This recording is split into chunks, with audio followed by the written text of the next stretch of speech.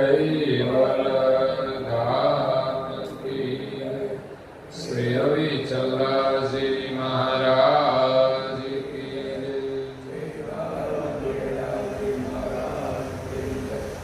सबके बचाए सबके बचाए सबके बचाए। परम गुरु श्रीमद करुणा सागर महाराज श्री रचित पंचम स्वसंवेद यानी पंचम सूक्ष्म वेद जंगम तिलक चिंतामणि स्कंद है तीसरा और चौपाई नंबर है 87।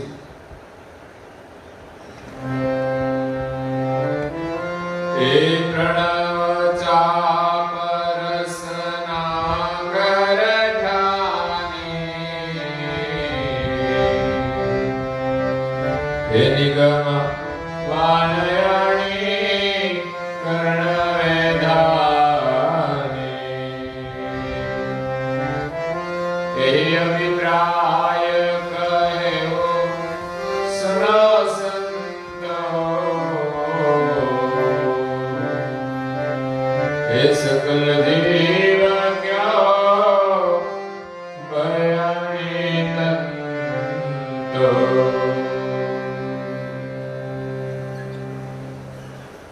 प्रिय भक्तजनों, ज्ञान संप्रदाय के आद्य स्थापक अनंत ब्रह्मांडाधीश केवल कर्ता के परम विशेष अंश सकृत सिद्धांत का प्रतिपादन करने वाले अनंत अंशों के तारणहार केवल धर्म धुरंधर नव बुद्धि के सागर महान समर्थ परम श्रेष्ठ परम विभूतिवान परम दयालु परम कृपा निधि सर्वज्ञ दिव्य परम गुरु श्रीमद करुणा सागर महाराज श्री जगत के जिज्ञासु और मुमुक्षु अंशों को यथार्थ ज्ञान का उपदेश देते हुए स्वरचित पंचम स्वसंवेद ग्रंथ के तीसरे स्कंद में तिलक की महिमा का वर्णन करते हुए जंगम तिलक चिंतामणि तीसरे स्कंद की 87वीं चौपाई में कहते हैं कि प्रणव चाप रसना करठानी निगम बाण अणिकर्ण वेधानी। आगे परम गुरु जी ने कहा कि मनुष्य जो शस्त्र का उपयोग करते हैं, औजार का उपयोग करते हैं, वो सब अणि अग्रगति के हैं और ब्रह्मांड के देवताए सूर्य चंद्र उड़गण आदि शरीर में से निकलती जो किरणें हैं वो भी अणि अग्रगति की है और चार वेद ने जो रुचाए बनाई है, व्याकरण बनाए हैं, वो सब अणि अग्रगति से अविलोकन करके वेदों की रचना की है। प्रणव चाप रसना करठानी, तो वेदों ने जो रुचाई बनाई, व्याकरण बनाए, व्याकरण सब श्लोकों की जो रचना की है वो प्रणव चाप हमारा जो प्राण है उनका धनुष बनाया है। रसना करठानी, प्राण का धनुष बनाकर जीवारूप हाथ से, जीवा के माध्यम से ये उच्चारण किया और जो शब्द निकले वो तीर के समान निगमवाण आणि कर्णवेधानी आणि अग्रगति से वो वाणी रसना के माध्यम से निकली, वो सभी के कर्ण को वेदती है।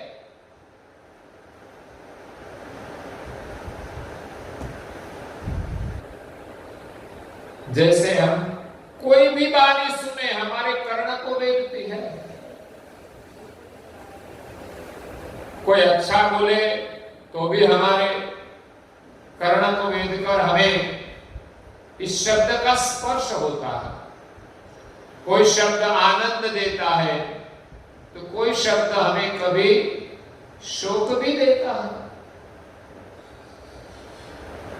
कभी कोई गलत शब्द हमें कहे तो वो भी हमें तीर की तरह चुभता है। जीवन भर कई शब्द किसी प्रकार की वाणी हम भूलते ही नहीं। और महापुरुषों ने संतों के माध्यम से, सद्गुरु के माध्यम से जो शब्द श्रवण किया, शास्त्र श्रवण किया, उनके जो शब्द थे वो अणियग्र गति से उनको वेद दिया। सर की तरह, तीर की तरह उनको ऐसा चुभ गया कि निरंतर हरि का सुमिरन करते रहे।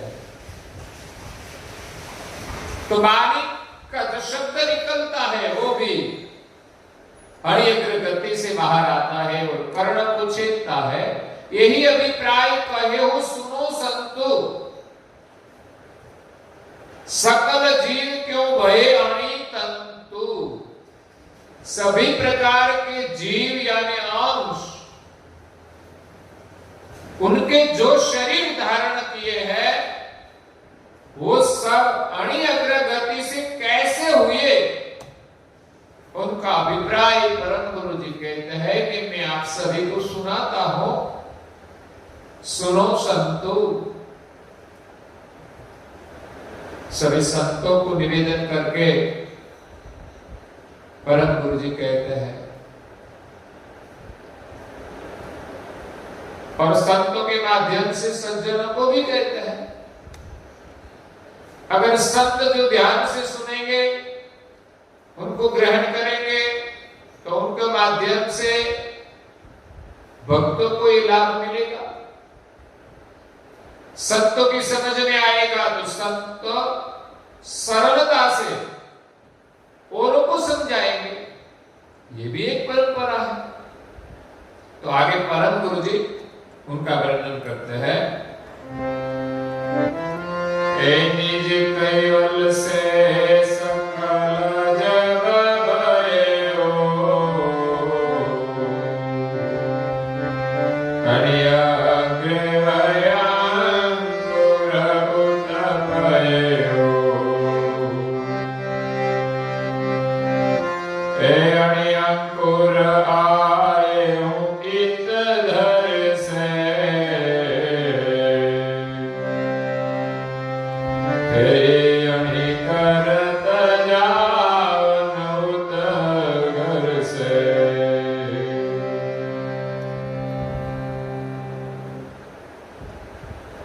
निज कैवल से सकल जग भयउ। निज कैवल जो सर्जनहार है, उनसे जब ये सब उत्पन्न हुए, अणियग्रेव अंकुर उत्पयो। इस सभी शरीर जो अणियग्र गति के आकार के हैं, वो सबसे पहले सर्जनहार से अणियग्र गति से अंकुर के रूप में प्रकट हुए। जिस अंकुर की गति संसार में कोई जानते नहीं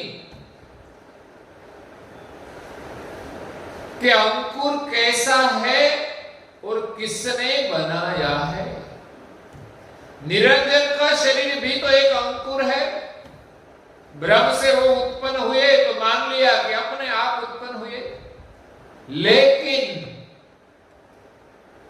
इस अंकुर की उत्पत्ति कैवल्य से हुई है,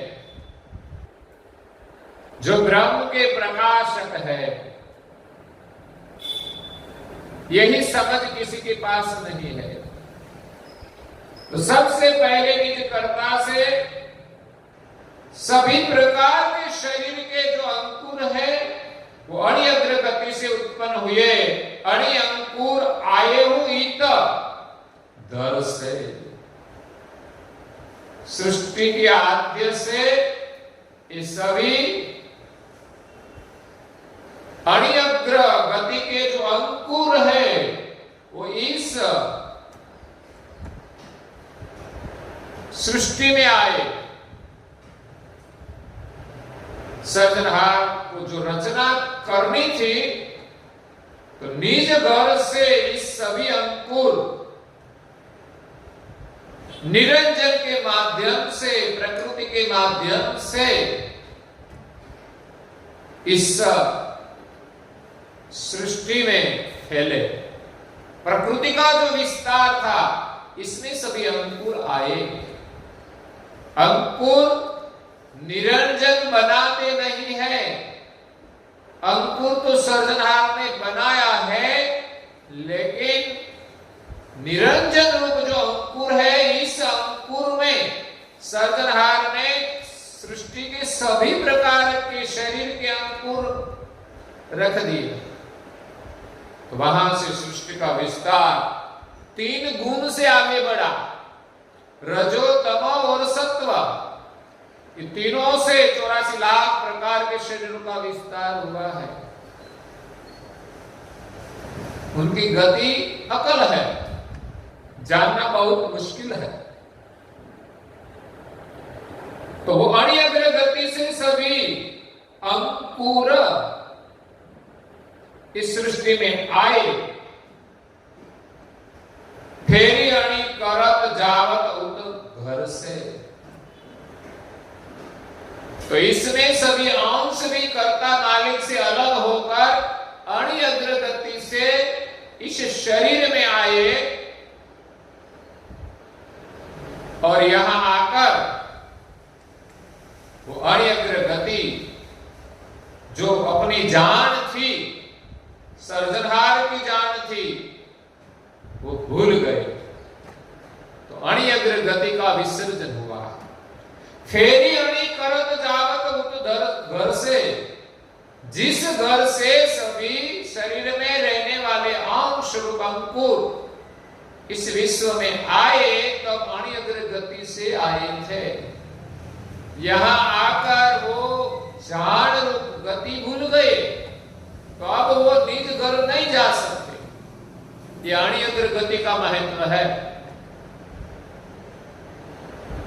तो फिर अणि जो हो, अणि अग्र गति जो है, वो सभी अंश को मिलेगी, तब वो निज घर में जा सकेंगे।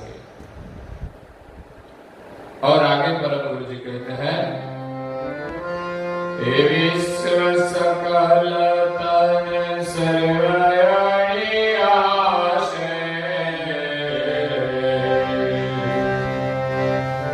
निज चैतन गत सहज प्रकाश, कैवल पद सरभर ठस देशा, भय हो अग्रताई कर्ण प्रवेशा। विश्व सकल तन सर्व अणि आशे, सारी सृष्टि के जितने भी शरीर है वो अणि अग्र गति के हैं। उनका आशय निज चैतन्य गत सहेज प्रकाश है। निज चैतन्य की जो गति है, उनका प्रकाश सहजता से हो सके। सारी सृष्टि में जितने भी अंश है वो निज कर्ता के अंश अणिअग्र गति के हैं, तो संसार में आकर अणिअग्र गति से सभी शरीर को प्रकाश करता है। अणिअग्र गति नहीं होती तो इस शरीर को भी चेतन नहीं कर पाते। और अणिअग्र गति अंश की है, इसलिए उसको निज चैतन्य का प्रकाश सरलता से प्राप्त होता है। कैवल पद सरभर ठस देशा, कैवल धाम जो है उनका प्रकाश, उनकी गति सरभर सब जगह पे ठस रस भरी है। ऐसा वो देश है जहां उनकी गति समस्त ब्रह्मांड में ठस बस भरी है। ब्रह्म रूप जो प्रकाश है वो कैवल का प्रकाश है, वो गति ठस रस भरी है। वयु अग्रता ही कर्ण प्रवेशा, इस ब्रह्म भूमिका में जो ठस रस भरी है, इसने सभी अंश अणिअग्र गति से प्रवेश किया है। बिना अणिअग्र गति वो ब्रह्म भूमिका में प्रवेश नहीं कर पाता। आज भी ब्रह्म भूमिका इस वातावरण में है ही, लेकिन हमारी अणिअग्र गति विसर्जन हुई है। इसी के कारण हम इस ब्रह्म भूमिका में प्रवेश नहीं कर पाते और कैवल को नहीं मिल पाते। अगर अंश को जो ब्रह्म भूमिका से जीवन मिलता है, उनका संबंध सीधा ही कैवल के साथ है, लेकिन कोई उनके साथ एकता नहीं कर पाता। क्यों? इस ब्रह्म भूमिका में प्रवेश करने के लिए सर्जनहार ने जो अणिय अग्र रूप अंकुर बनाए, सब अंश बनाए, इस अणिअग्र गति का विसर्जन हुआ है। इसी के अलावा इस ब्रह्म भूमिका के अंदर कोई प्रवेश नहीं कर पाते। अंश की दृष्टि पदार्थ तक सीमित हो गई। पदार्थ का जो कारण है वहां तक नहीं पहुंच पाती। बिना अणिअग्र गति से हम वहां नहीं पहुंच पाते। जैसे कोई पदार्थ है, उनको कोई जानते नहीं, तो उनको बाहर से वो स्थूल रूप से देखते हैं कि एक पदार्थ है, लेकिन कोई वैज्ञानिक देखे तो वो उनके अंदर अणिअग्र गति से विलोकन करते हैं, तो उनके भीतर की शक्ति की पहचान होती है कि कोई सामान्य पदार्थ नहीं है। उनका उपयोग जानेंगे। इसी प्रकार सर्जनहार की पहचान करने के लिए अणिअग्र गति चाहिए।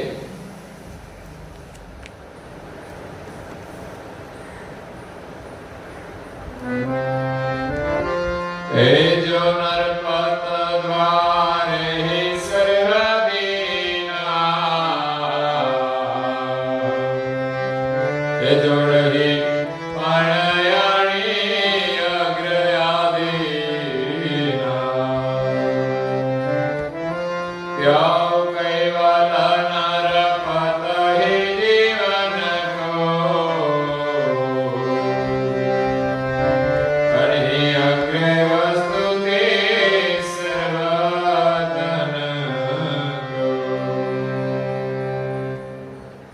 जो नरपत द्वारे ही सर्व दीना, राजा के द्वार पर कोई जाते हैं तो सब दीनता पूर्वक जाते हैं।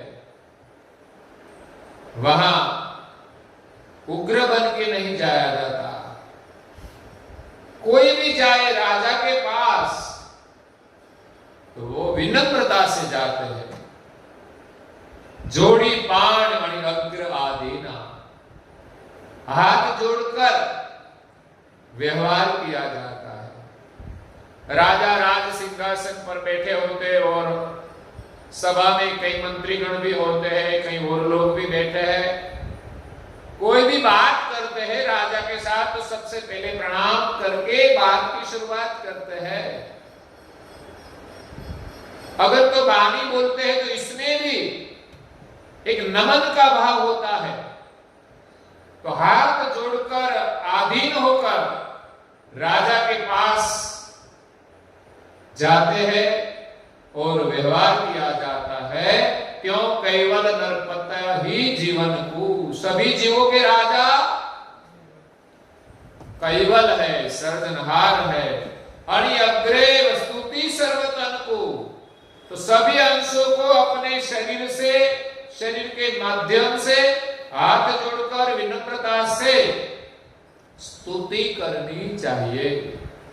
खास करके सभी मनुष्य को कहा जाता है जिनको पता है कि हमारे पर कोई सर्जनहार है, हमारा कोई ईश्वर है, हमारा कोई मालिक है, कोई भगवान है, तो उनको हाथ जोड़कर स्तुति करनी चाहिए।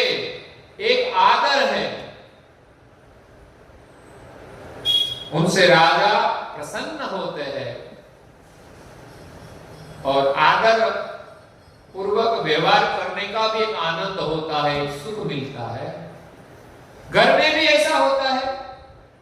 घर में छोटे बड़े लोग होते हैं तो बड़ों के साथ आदर से बात किया जाता है। लेकिन आज जमाना बदल गया है, माँ बाप को भूल जाते हैं, कभी तमीज से बात करते हैं, उग्र होकर बात करते हैं। वो नहीं होना चाहिए लेकिन होता है। तो माँ बाप के हृदय में से क्या आशीर्वाद मिलेगा? उसकी आत्मा प्रसन्न होगी। तो उनकी जो अप्रसन्नता है वही तो अभिशाप है। अभिशाप बिना बोले भी मिलता है और आशीर्वाद भी बिना बोले मिल जाता है। किसी आत्मा को तुम प्रसन्न करते हो तो आशीर्वाद मांगना नहीं पड़ता, चाहे वो माँ बाप हो या चाहे कोई भी हो। अरे चाहे प्राणी पशु पंछी हो, उनको भी प्रसन्न किया जाए तो उनका आशीर्वाद मिलता है। अगर किसी को डंडा मारा जाए तो क्या आशीर्वाद मिलेगा? वो अभिशाप है। तो स्तुति प्रार्थना परमेश्वर की करनी चाहिए, लेकिन सभी अंश वो भूल गए हैं। आज लोग मंदिर में आते हैं तो प्रवेश करते ही जब मंदिर के पगथिए चढ़ने की शुरुआत करते हैं तो वंदन करते हैं। तो एक मंदिर में विराजमान देवता को भी हम प्रणाम करते हैं, वैसे ही माँ बाप को भी प्रणाम करना चाहिए और बड़ीलों का भी आदर करना चाहिए। साधु संतों को भी प्रणाम किया जाता है और परमेश्वर को तो भूलना ही नहीं चाहिए। कभी निरंतर हमारा हृदय उनको प्रणाम करे। ऐसा परम गुरु जी का कहना है कि अण्यग्र गति से सभी अंशों को अपने तन से स्तुति करनी चाहिए। और कहते हैं जैसे ही भौम सजड़ सल्लारे हेगड़त कीलयनी अग्र आकारे यो कैवल ही भौमि परिपूरा गड़त आस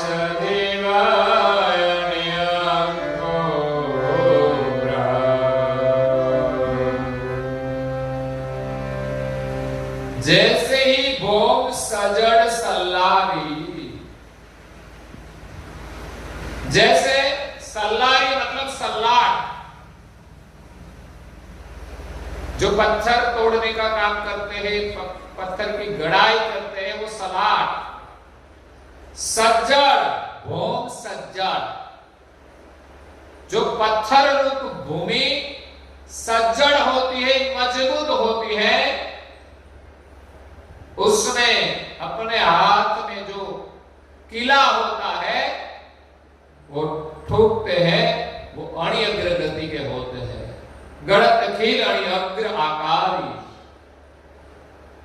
हम देखते हैं मंदिरों में जो पत्थर की डिजाइन की जाती है, कितनी अद्भुत डिजाइन यहाँ होती है। मंदिर में देव तो दर्शनीय होते हैं, लेकिन मंदिर भी दर्शनीय होता है। उनके हम आकृति देखें, जो कारीगर हाथ से बनाते हैं, हम सोचे तो उनकी कला का दर्शन होता है। परम गुरु जी का कहना है कि जो सलाट है, उनके पास जो हथियार होते हैं वो अणि गति के होते हैं। अपने आप को ऐसी मजबूत पत्थर में कुछ काम नहीं होता। तो पत्थर में डिजाइन बनाना है तो वो अणि भी मजबूत होनी चाहिए। ऐसा नहीं कि एक हथौड़ा ठोका तो अणि खत्म हो गई, अणि उसकी निकाली भी जाती है बार बार, तो लगता है कि हमारी अणि भी चली गई है संसार के व्यवहार में। अंश जब झूठ प्रपंच चोरी हेरी करता है तो उनकी जो अणि अग्र गति है वो कुंठित हो जाती है। तो बिना अणि वो ब्रह्म भूमिका में प्रवेश नहीं कर पाता। ऐसे तो ब्रह्म भूमिका में जाना बहुत सहज है, लेकिन कोई नहीं जा सकता। क्यों? कि भूमि में जैसे किला अपने आप नहीं जाता, अणि अग्र गति के बिना नहीं जाता, वैसे परम गुरु जी कहते हैं यो कैवल ही भूमि परिपूरा। कैवल की जो भूमि है वो परिपूर्ण समस्त ब्रह्मांड में है। गणत आश जीव अणि पूरा। जो जीव है वो अणि अग्र गति से इसमें प्रवेश करे, इस अणि अग्र गति का यही आशय है। किला को अणि अग्र क्यों बनाया? कि उसको जमीन में गाड़ना है, दबाना है। कभी किसी जमीन में भी किला गाड़ना है तो हम आगे से अणि करते हैं और ऊपर से ठोकते हैं तो किला जमीन के अंदर चला जाता है। तो वो अणि क्यों बनाई? कि जमीन को गाड़ने के लिए। खेती के सब औजार है, शस्त्र है, वो अणि अग्र के इसलिए बनाए कि जमीन को गाड़ना है। तो परम गुरु जी यहां अणि अग्र भाल के की महिमा का वर्णन करते हुए कहते हैं आप गढ़हि नहीं केला,